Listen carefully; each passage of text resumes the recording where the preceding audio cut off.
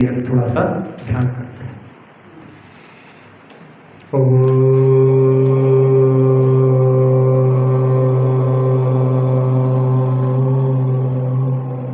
प्रणव मंत्र के माध्यम से मन पूरी तरह से शांत हो चुका है।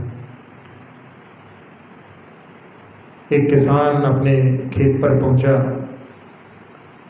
जहां एक वृक्ष के नीचे एक मुनिराज ध्यानस्थ थे। किसान ने सोचा कि यहाँ हल चलाऊंगा तो महाराज को विघ्न होगा, और महाराज से ध्यानस्थ अवस्था में ही बोला कि महाराज आपको परेशानी ना हो इसलिए मैं यहाँ से दूसरे अपने खेत में जा रहा हूँ, लेकिन मेरी पत्नी आएगी और वो भोजन लेकर के आएगी तो आप उसको उस खेत पर भेज देना। महाराज के शुरू से परिचित नहीं था। ध्यानस्थ मुद्रा में जैसे महाराज पहले बैठे हुए थे, उस समय में जब पत्नी लेकर के आई तब भी बैठे हुए थे, और अपने नेत्रों का उन्होंने बाहर के जगत को देखने के लिए प्रयोग ही नहीं किया। पत्नी ने कि बोल के तो गए थे कि यहाँ आएंगे और कहाँ चले गए, और वो घर वापस लौट जाती है। पति जब घर पहुँचता है तो पत्नी से कुछ नहीं बोलता, लेकिन वहाँ पर बोलता रहता है कि दिन भर इतनी मेहनत करो और उसके बाद में भी जो है ध्यान नहीं रखते। तो पत्नी कहती कि मैं गई तो थी, आप वहाँ पर मिले नहीं। तो महाराज से नहीं पूछा था, मैंने महाराज से पूछा था, महाराज तो आंखें बंद करके बैठे थे, उन्होंने कुछ बोला ही नहीं।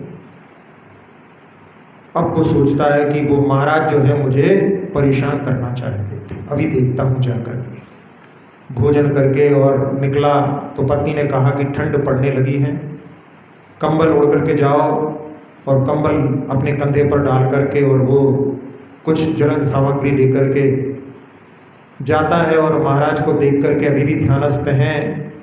पहले तो वो अपने कुछ शब्दों का प्रयोग करता है, लेकिन जब कुछ प्रभाव नहीं देखता तो वो वहाँ पर कंबल को जो है महाराज के चारों ओर लपेट करके और घास फूस को भी एकत्रित करके और उसमें आग लगा देता है।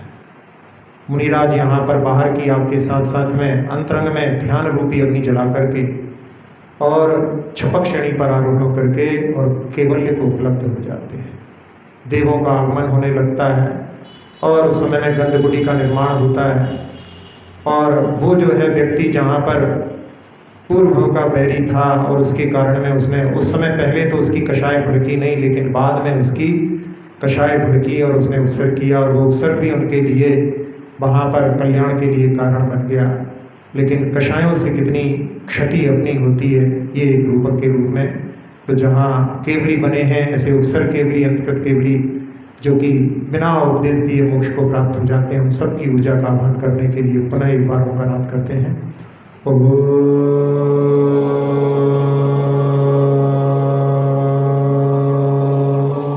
बरस रही है ऊर्जा जिसने मस्तिष्क के सारे विकार धो दिए हैं। नेत्र, नासिका, मुख, कर्ण, कंठ, फेफड़े, हृदय, छोटी आंत, बड़ी आंत, किडनी, लीवर आदि सभी अंतरंग अवयव, मेरुदंड, पीठ, कमर, कंधे, दोनों हाथ, दोनों पैर, पूरे शरीर को, पूरे शरीर की त्वचा को, पूरे शरीर के रक्त को निर्विकार, निरामय, निरोगी बना दिया है। सबको लाभ मिले इस भावना से उस ऊर्जा को पूरे लोक में फैलते हुए देखें और भावना सुखी रहे सब जीव जगत की, सुखी रहे सब जीव जगत की, सुखी रहे सब जीव जगत की।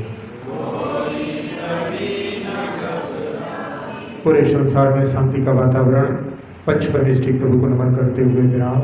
अक्षर पद मात्रा से दूषित वचन अगर महीन रहे,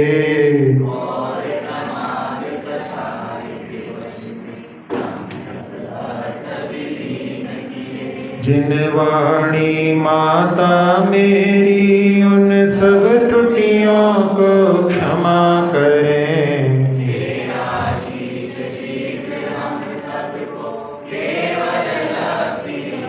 प्राप्त हमें हो बोधि समाधि परिणामों की शुद्धि हो।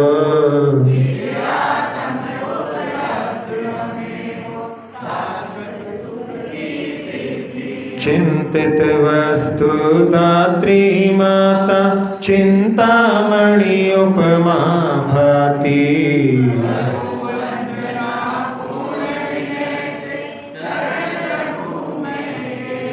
कर जिन वाणी स्तुति तन की ममता टारी।